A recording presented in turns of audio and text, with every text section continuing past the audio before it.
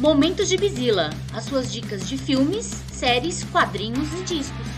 Muito bem, minha gente, estamos aqui de volta para falar sobre um assunto que tá todo mundo falando. Feliz 2026, antes de tudo, que falta de educação na minha parte, não é? Feliz 2026, um ano novo incrível, um ano novo cheio de vídeos, podcasts, textos da gente para vocês, ok? Podem ter muito mais, inclusive, se vocês se sentirem particularmente generosos aqui, ó, com este Pix que está na tela, gmail.com. Muito bem. Voltando aqui, quis aproveitar esse comecinho de ano para falar sobre um assunto que está todo mundo falando e a gente resolveu falar também. Com algum atraso? Com algum atraso, mas não importa. Que a gente fala a hora que a gente tem bem vontade. Nós vamos falar de Stranger Things, como você deve saber, óbvio, né? Se você clicou neste vídeo, você viu na thumb, você sabe muito bem do que nós estamos falando. Muito bem. Primeira coisa, tirar o elefante branco aqui da sala. Eu sou a pessoa que assistiu Stranger Things desde o começo, tá? Gosto de Stranger Things. É uma série que me pegou. Eu sou cria dos anos 80, nasci em 1979, minha infância, portanto, passei ao longo dos anos 80. Então, todas as referências para mim, absolutamente claras, absolutamente visíveis e absolutamente confortáveis, né? As músicas, as conexões tecnológicas da época, enfim, tudo ali. Fazer o RPG, obviamente, né? Que eu só comecei a jogar no começo dos anos 90, mas ainda assim, muito familiar para mim também. Comecei a jogar ali no começo dos anos 90 e não parei desde então, né? Então eu gostava muito de Stranger Things. Confesso que ao longo das temporadas eu fui me cansando um pouco. A temporada anterior, com a participação do Ed, a criação do Hellfire Club e a participação do Ed, que é o personagem, o metaleiro, tocando Master of Puppets no meio do mundo invertido, cercado de morcegos ou qualquer coisa que valha em volta dele. Cara, muito legal. Muito legal. Mas no geral, eu achei que a série foi decaindo bastante da primeira até a quarta temporada. Essa quinta temporada final eu ainda não assisti. Estou vindo conversar com vocês sobre Stranger Things, já explico. Sem ter visto ainda esta quinta temporada. Por uma razão absolutamente pessoal, sobre a qual eu não posso falar neste momento, pessoal/profissional, mas que eu não posso falar neste momento, tá? Mas que sim, me fez pegar um bode de Stranger Things e do Netflix, como um todo. Tá, muito bem. Em algum momento, pode ser que a gente possa falar a respeito disso. Não vou garantir, que enfim, é o que põe comida na mesa desta família por enquanto. Então, não vou falar a respeito do assunto. Dito isso, eu quero muito falar sobre Stranger Things, sim, tomando como base, sim, esta quinta temporada, mas principalmente não sobre a quinta temporada em si, mas sobre todas as discussões em torno da quinta temporada. Por isso, eu estou decidindo fazer este vídeo aqui, dividido em 5 atos, tais quais as 5 temporadas da série, um vídeo dividido em 5 atos. Beleza? Começando por spoilers. Tá. Assim, vejam vocês. Tinha de fato muita gente, assim como acontece com qualquer série hype, tá? Tinha muita gente desesperada para no minuto seguinte em que o diabo da série foi disponibilizada, ela foi disponibilizada ali em 2 períodos, se eu não me engano, né? Um primeiro lote, um segundo lote e o último episódio no dia 31 de dezembro. As pessoas, num desespero, no minuto seguinte já estavam no Twitter, Threads, o que quer que seja, o Blue Sky menos, mas nessas ferramentas de microblogs como o Twitter, nunca vou chamar de X, tá, gente? no Twitter e no Threads, elas já estavam desesperadamente postando spoilers a Deus dará. Isso é uma merda. Vamos lá, eu concordo, acho uma bosta, principalmente quando estraga a experiência de quem está assistindo. E aí vem o meu primeiro ponto. O que exatamente a gente pode considerar como sendo um spoiler? Tô olhando para baixo, porque eu tenho umas anotaçõezinhas feitas aqui no post-it, tá? O que geralmente a gente deve ou não considerar um spoiler? Porque assim, não necessariamente, a gente teve até um papo muito legal com o Eduardo Pereira, ex-judão, enfim, a gente fez um papo bem legal com ele no Imagina Pega no Olho, no nosso podcast, em um determinado momento lá atrás, falando sobre spoilerfobia. Sim, spoilers para mim são informações chave que podem estragar a experiência da pessoa que está assistindo se elas forem reveladas antes do tempo. Beleza? Beleza. Dito isso, eu acho que tem 2 pontos. Primeiríssimo ponto. Muito cuidado, Cíntia, muito arrombado publicando spoilers sem parar. Mas muito cuidado com o que se acreditam ser spoilers. Porque eu vi gente, num desespero absurdo de causa, dizendo que a sinopse dos episódios era um spoiler. Gente, desculpa. Sinopse não é spoiler. Primeira coisa. Porque a sinopse, ela é feita para contar a história daquela temporada ou de cada um dos episódios. E geralmente as sinopses, elas são enviadas pela própria distribuidora, ou seja, a própria Netflix mandou, tá? Primeira coisa. Sinopse não é spoiler. Uma crítica do episódio, quando ela diz lá, esta crítica não tem spoilers, logo, a crítica não pode ser considerada spoiler, a não ser que, em algum momento, ela diga, este texto terá spoilers. Beleza. Mas quando o texto é escrito sem spoilers, o texto, uma crítica, não pode ser considerado spoiler. Desculpa, gente. Desculpa. Você pode não querer ler, mas não pode ser considerado um spoiler. Assim como não pode ser considerado spoiler uma informação que está no trailer. Ou seja, eu vi gente brigar. E isso não é só o caso de Stranger Things. Eu estou usando Stranger Things aqui para discutir uma sintomática um pouco maior, tá?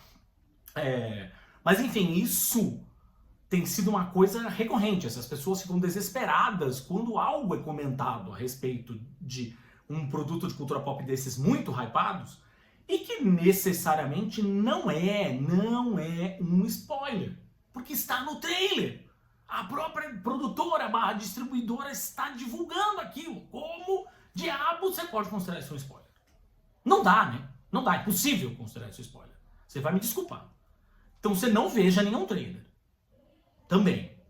Então se você não quer nem ler a sinopse, mas se eu estou comentando materiais que foram divulgados pela própria empresa que está lançando o filme ou a série, amigo, desculpa, aí não dá pra pirar em cima da palavra spoiler.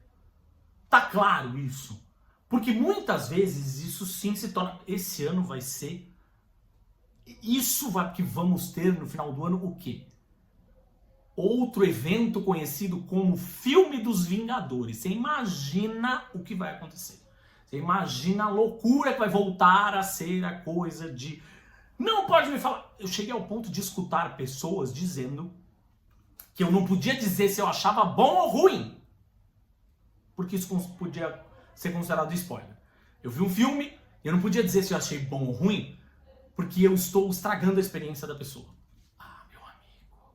Mas vai se foder antes que eu esqueça, né? Enfim, estamos combinados sobre essa situação relativa a spoilers? Muito bem, vamos passar então agora para o segundo ato.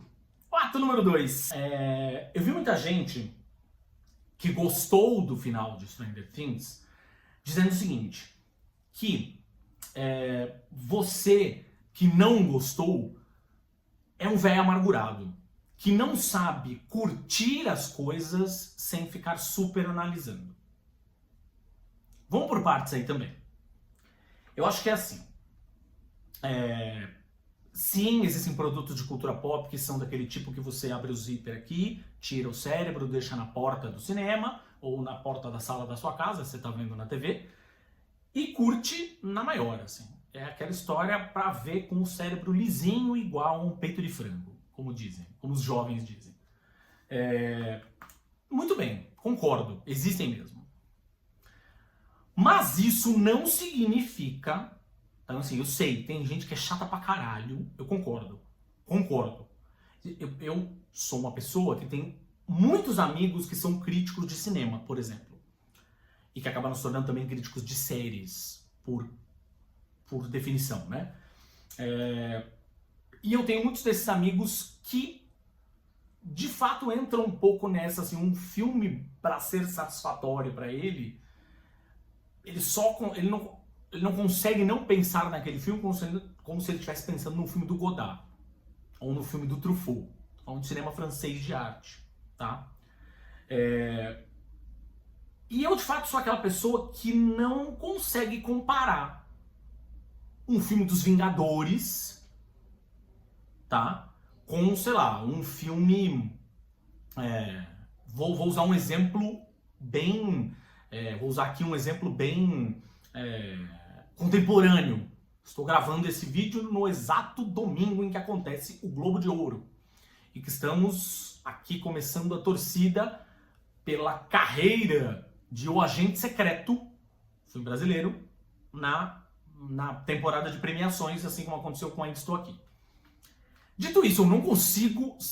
Ambos são filmes, ambos são lançados no cinema. Mas eu não consigo comparar um filme da Marvel com O Agente Secreto. Não dá, são coisas completamente diferentes. A experiência que se pede é uma experiência completamente diferente. Então não dá pra comparar as coisas. Eu concordo. Tá? Um é uma experiência absolutamente escapista, como é Stranger Things. O outro é um outro rolê. Tá? Ainda que sim possa existir uma discussão do que é arte, o que não é, enfim, aí é outra conversa. Se você quiser, inclusive, tem um episódio maravilhoso, esse eu tenho certeza que já está aqui no YouTube, inclusive, do nosso Imagina as Pega no Olho, com o Marcos, que é o baixista da banda da Gabi, e que é mestrando em artes, tá? A gente discute basicamente o que é ou não arte. É o Marcos Lamego, só você procurar por aqui. O que é ou não arte. Então, essa discussão acho que está bem concentrada ali. Mas, ainda assim, ainda que seja um produto de cultura pop, leve, descontraído, descartável, aqui eu estou usando descartável não como algo pejorativo, mas simplesmente como aquela coisa que você sabe, você vai assistir, vai gostar, vai se divertir e talvez não resista ao próximo pedaço de pizza que você vai comer depois de assistir o episódio, a temporada, o filme, o que quer que seja. Dito isso, ainda assim, ainda que seja um produto de cultura pop nessa pegada, óbvio, eu tenho o direito de não gostar. Eu não preciso gostar. Às vezes eu não gostei. E tá tudo bem. Pode ser absolutamente descartável, não sei o quê, mas mesmo assim, quando eu vou assistir, eu falo, puta, que merda, hein? E tá tudo bem. E você gostou. E olha que legal. Não é bacana isso? Que existam opiniões divergentes, que nem todo mundo precisa ter a mesma opinião sobre tudo. Olha que demais! Pois é. Então, o que eu acho é que talvez seja o caso de quem gostou muito do final de Stranger Things entender as pessoas que não gostaram. E se você gostou, que legal! Eu, vou dar outro exemplo, tenho bandas que eu amo de paixão. E eu sei que pessoas não gostam, várias pessoas, muitas pessoas dentro do fandom, sei lá, do metal, do hard rock, vários fandoms, mesmo do punk, tem várias bandas que são exemplos vivos disso, ou seja, bandas que não necessariamente são unanimidades, tá? E eu gosto da banda. E tem um monte de gente que não gosta, muitos amigos meus que não gostam. Sabe o que isso muda na minha vida? Nada! Porque eu continuo gostando, eu continuo ouvindo e eu continuo... E não é que eu ouço no sigilo, assim, sem contar pra ninguém. Não, eu gosto pra caralho, continuo ouvindo, continuo recomendando, continuo falando nas redes sociais, continuo escrevendo textos a respeito. Dane-se! Então, assim aceitem que às vezes, mesmo que seja um produto gostoso, leve, descontraído de cultura pop, que é pra você assistir sem compromisso, ainda assim, você pode não ter gostado. O resultado pode não ficar bom. A gente sabe disso, o resultado pode não ficar bom. E tudo bem. Não é legal isso? Isso me leva ao ponto número 3, ao nosso terceiro pilar aqui, o terceiro ato desta conversa. 3, que é: se você não gostou, você não entendeu. Eu odeio essa frase num grau, mas num grau que você não faz ideia, que eu vontade de dar um soco na tela do computador, na tela do celular, quando eu vejo um fulano, uma fulana falando: se você não gostou é porque você não entendeu. E aí eu acrescento outras frases que eu li aos montes nas redes sociais que foram: se você não gostou do final de Stranger Things, é porque você não pega as referências. Se você não gostou do final de Stranger Things, é porque você nunca assistiu um filme como Conta Comigo, ou como O Senhor dos Anéis, ou como It, a Coisa. Se você não gostou do final de Stranger Things, é sinal que você não é fã do Stephen King. Se você não gostou do final de Stranger Things, é sinal de que você não joga RPG. Volto a dizer, eu não vi o final de Stranger Things ainda. Vou assistir? Vou, em algum momento, mas não agora. Deixa o meu bode passar. Mas, sou nerd e logo depois me especializei como jornalista de cultura pop, nascido e criado ao longo dos anos 80. Então, sim, todas as referências eu pego. Eu já vi Conta Comigo, já vi Senhor dos Anéis, eu sou fã de carteirinha do Stephen King.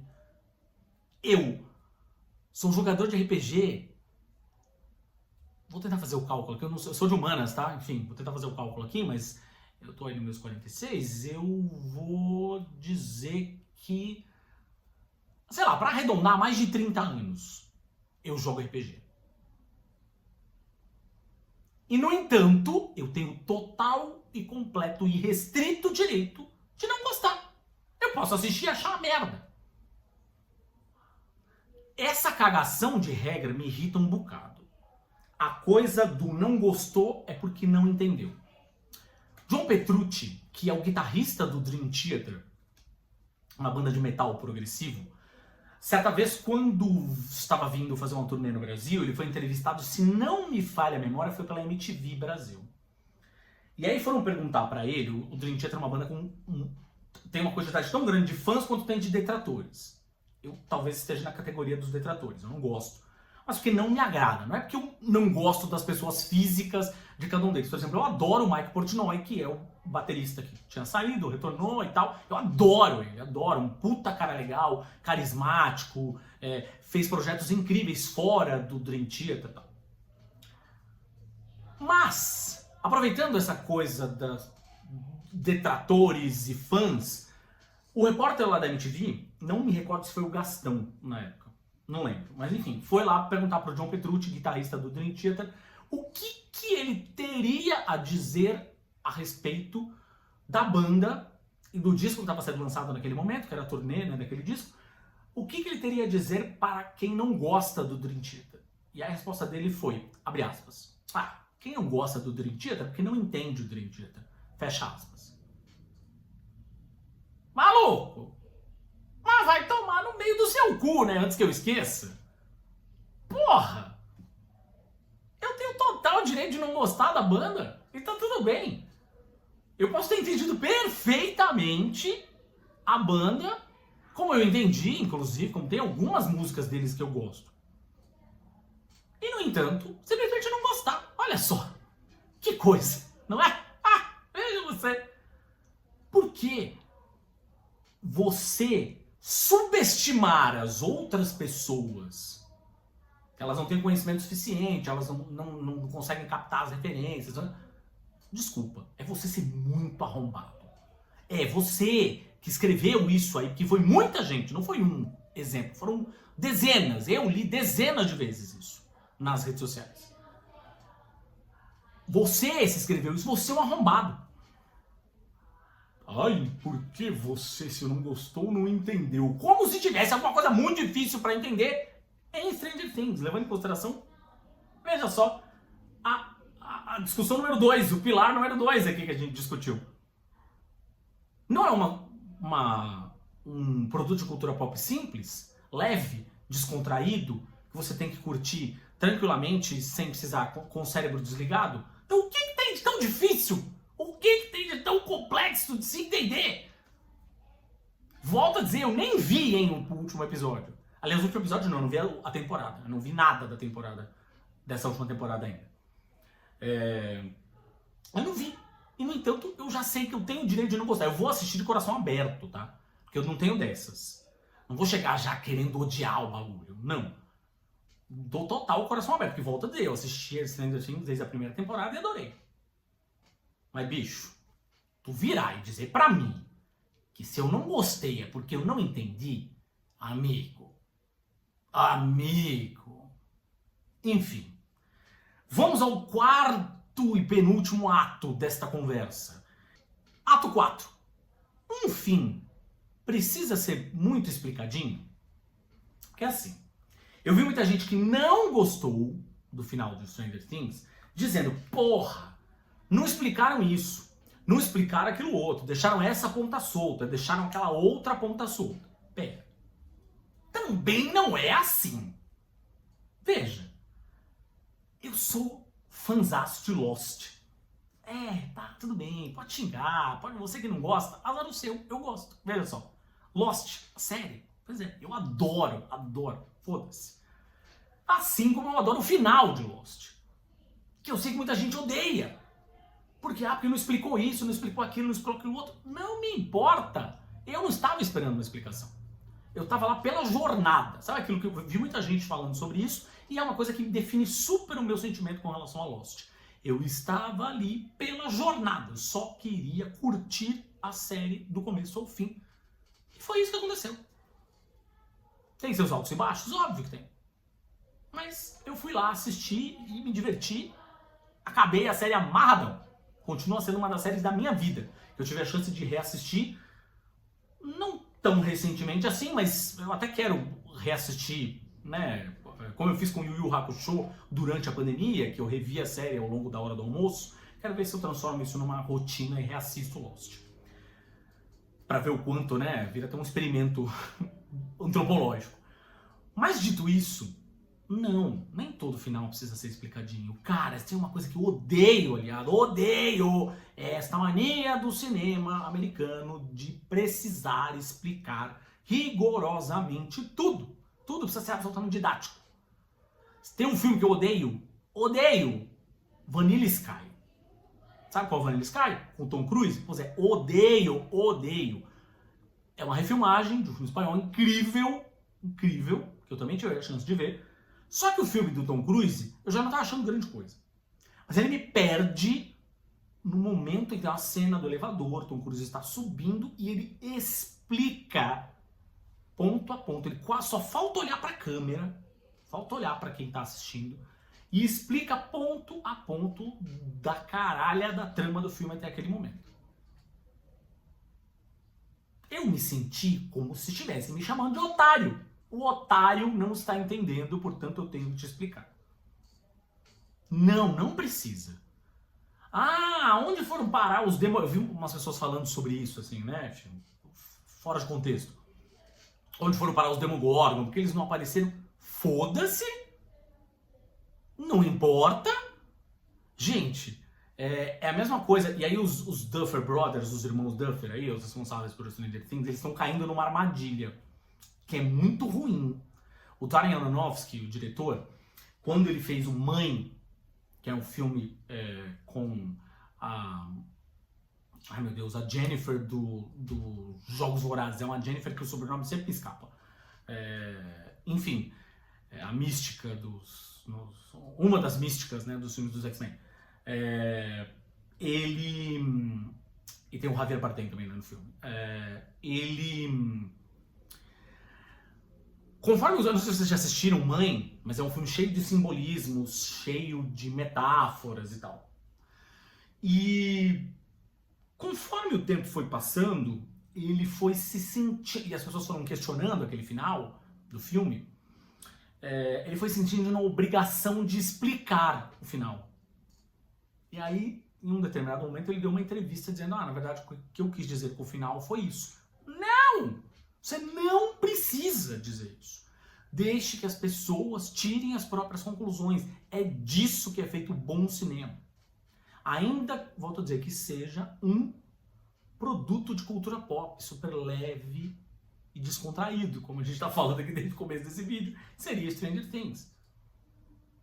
Não precisa explicar, não precisa de todas as explicações. Claro, existe uma questão de... Aí, volto a dizer, eu não vi o último episódio. Existe toda uma questão sobre... furos de roteiro, mas isso é outra conversa. Tudo bem. Você pode questionar isso, beleza. Mas achar que o diretor precisa costurar tudo e fazer um diálogo lá no final te explicando, então na verdade foi isso que aconteceu, os Demogorgons não apareceram por causa disso, o fulano matou o ciclano por causa daquilo. Não precisa. Simplesmente não precisa. Ok? Você, enquanto pessoa que está consumindo cultura pop, na verdade, perfeitamente capaz de entender Chico Barney. Chico Barney, não entenderam Chico Barney, eu interrompi o pensamento para falar do Chico Barney. Chico Barney, um dos grandes pensadores da cultura pop aqui neste país. Em certo momento, no seu canal Chico Barney Comics, está aqui no YouTube, se você não segue, faça favor. Em certo momento, Chico Barney diz o seguinte, ele fez lá uma resenha de um gibi, e aí ele mostra esse gibi e fala, era um gibi, se não me engano, que ele estava falando do Capitão Marvel, mas já da nova leva de gibis que é com o filho dele e tal, não sei o quê. O Capitão Marvel, o personagem morreu nos quadrinhos da Marvel. E aí, o Capitão Marvel, eu estou falando da Marvel, portanto, não do antigo Shazam da DC, tá? Você que é fã velho vai entender a minha referência aqui. E aí ele tá com o gibi aqui falando, não sei o que, daí ele fala, peraí, deixa eu só fazer uma ressalva. Isso é um gibi de super-herói. Cronologia, não sei o que, eu não vou conseguir entender, porque tem 3 milhões de outros quadrinhos publicados antes, e aí uma confusão. Aí ele diz uma coisa que é maravilhosa. Sim, tem. Isso é um gibi de super-herói. Isso aqui é simples como simples. Mesmo as referências a outros gibis publicados anteriormente são super fáceis de entender. Se você não consegue entender um gibi de super-herói, volta, dá 2 passos atrás e começa tudo de novo. O mesmo vale para Stranger Things, cara. Tá claro. Tá tudo bem. Se tem alguma coisa que eles não quiseram explicar, eles não quiseram, é uma decisão criativa deliberada. Se eles não quiseram explicar, é simplesmente porque não é importante para a história. Por que eles falaram naquilo antes? Porque quiseram. É um erro, pode ser um erro. Mas para o final da história não é importante. E acho que os irmãos Duffer estão sim caindo numa armadilha, porque eles estão começando a dar uma série de entrevistas pós-Stranger Things, estão querendo explicar algumas coisas. Queridos irmãos Duffer, que eu sei que vocês acessam aqui o canal do Imaginas Pega no Olho, não precisa explicar nada. Tá tudo bem. Segue o jogo. Vamos agora então ao quinto e último ato desta conversa sobre Stranger Things, que é série. Ela pode de fato ajudar a impulsionar o interesse pelo RPG? Complicada essa, né? Porque eu vi muita gente falando isso, falando, é lindo o final e tal, não sei o quê, né? Amarra com a coisa toda do começo da série, que é com base no RPG, que eles se juntam, que se tornam uma turma, e depois os laços se fortalecem quando o Ed aparece e cria o clube, não sei o quê, e o final, em tese, tem uma costura ali, que é uma costura de uma nova geração, jogando, incrível, tá legal.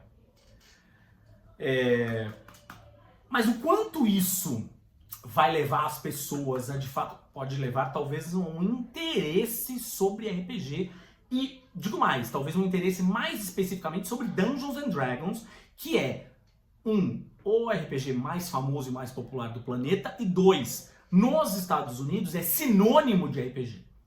Em alguns momentos você vê os americanos, aqui no Brasil não, mas nos Estados Unidos você vê americanos falando Dungeons and Dragons para se referir a qualquer jogo de RPG. Seja Vampiro à Máscara, seja Cyberpunk, seja o Daggerheart, o que quer que seja, eles, né? Mas eu tenho 2 pontos. Talvez sim ajude as pessoas a tentarem saber um pouco mais sobre o que se trata o jogo. Porém, os filmes da Marvel, tô falando bastante da Marvel aqui, né? Desculpa, mas é um produto pop consideravelmente grande para poder comparar aqui. Os filmes da Marvel, eles são filmes que de alguma forma levaram as pessoas a ler os gibis, ou seja, se interessar pelos gibis originais daqueles personagens? A resposta é não.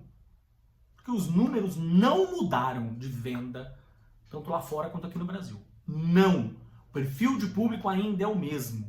E é um perfil de público que está envelhecendo, inclusive. Apareceram alguns novos leitores interessados, blá, blá, blá, apareceram. Mas isso não é uma onda comercial grande o suficiente para você poder dizer, olha, que impacto que teve. O mesmo eu acho que vai acontecer com Stranger Things. A gente vive num país em que a gente tem... Hoje são 2.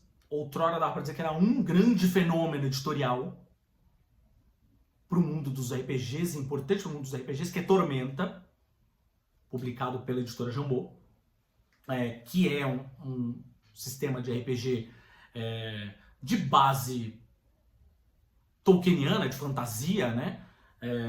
Que é um RPG totalmente nacional, que é um RPG que durante muito tempo teve como suporte a revista Dragão Brasil nas bancas, e depois Defensores de Tóquio, e depois Holy Avenger, o gibi, que foi um sucesso editorial, né, nos quadrinhos aqui no Brasil, que se passava no mesmo universo. Tormenta teve a última edição via financiamento coletivo, aquela edição comemorativa, que foi um dos maiores cases de financiamento coletivo aqui no Brasil, ganhou milhões, literalmente milhões de reais. Eu fui uma das pessoas que ajudou, inclusive tenho aqui em casa. Tô até devendo mestrar uma aventura em Alô Amigos, vai acontecer em 2026, eu acho. Mas enfim, mas além disso, a gente tem um outro fenômeno aqui no Brasil, recente, que é o Ordem Paranormal.